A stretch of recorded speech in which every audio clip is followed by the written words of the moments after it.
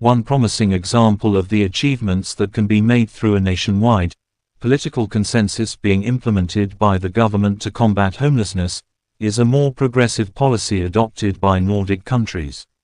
For example, the Finnish government created a two-staged initiative that was implemented over the period between 2012-2015, with a particular focus on the reduction of long-term homelessness. A widespread reduction in short-term and long-term homelessness was achieved, as well as increased senses of social cohesion and greater housing security being experienced by low-income Finnish households. Inspiration for combating homelessness and housing insecurity policies can be taken from the Finnish program, as there are many similarities between areas for improvement.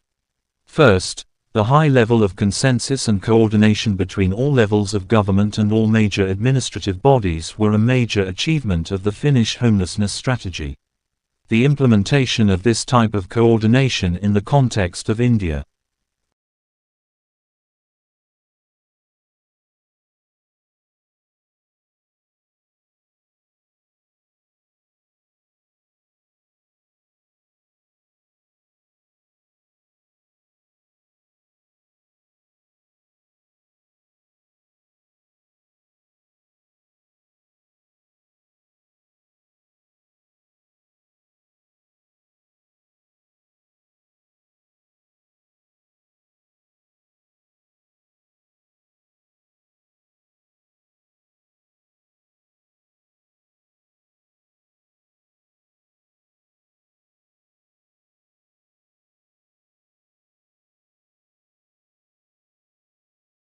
The policies reviewed above derive from aspects of immigration laws, housing schemes and welfare provision, and all have been created through a single axis, ungendered, racialized perspective. The omission of multidimensionality has subordinated the most vulnerable members of society and created even tougher environments for housing security to be achieved, and an arena where existing inequalities are being constantly repeated and reinforced. The reviewed policies have identified a lack of constructive support available to the vulnerable in the UK. Furthermore, the knock-on effects of certain policies, whether related to immigration or state welfare provision, have also been identified, such as employment restriction, exclusion and confidence reduction, as well as their connection with housing security.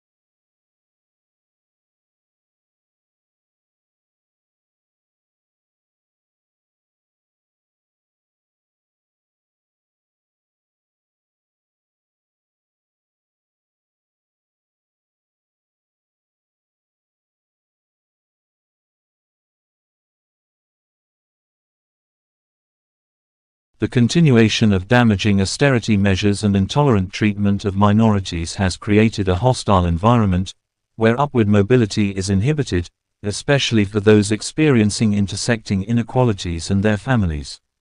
Restricted wealth and asset-building capacity can be traced to intersecting histories of systemic racism, e.g., segregation, redlining, exclusion from public assistance programs, sexism, colonialism, and intergenerational poverty.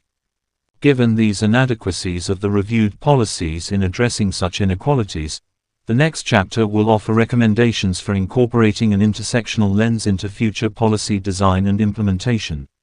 Recommendations will be made to offer further support to those facing oppression that is not reducible to a single category, in order to provide them with more economic stability and housing security.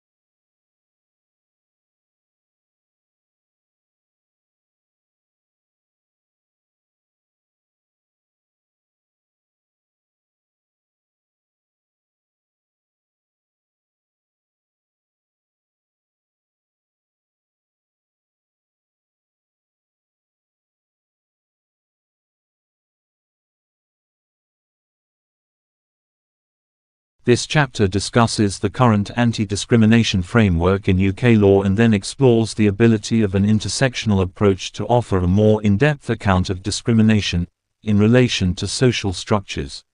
Next, the intersectionality policy process analysis created by Bishwakarma, Hunt and Zajac 2007 will be presented as a foundation for intersectional policy creation. Finally, the Finnish homelessness strategy will be evaluated and recommended for policy adoption in the UK. Multiple discrimination and intersectional discrimination in the past. The UK's initiatives on tackling various types of discrimination have been through the implementation of single-dimensional equality and discrimination acts that deal with the inequalities of gender, race and class separately. In UK anti-discrimination policy, multiple discrimination was a recognition that people can experience discrimination on the basis of more than one identity category.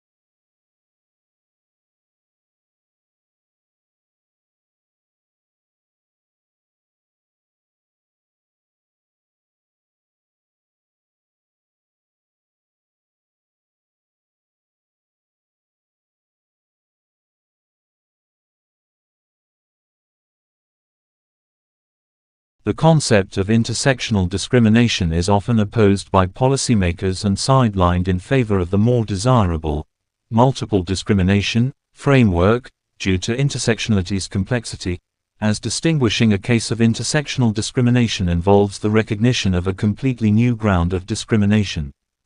Courts are unwilling to alter the list of the grounds of discrimination that is recognized by the law, meaning that explicit exclusionary policies and practices are forbidden, yet the racialized gendered maldistribution of life chances remain the same or are worsened throughout time argues that racism has been defined so narrowly as to exclude it from blame in the most widespread adverse conditions facing people of color, POC, to maintain the operation systems of white supremacy and heteropatriarchy. These operation systems have contended to reform law when resistance to the conditions of subjection is experienced, but just enough transformation to stabilize and maintain the status quo conditions that center the white propertied male subject and marginalize minority populations. The intricacy of the grounds of discrimination system and the overall organization of government and society in the UK makes the implementation of the intersectional discrimination framework extremely difficult.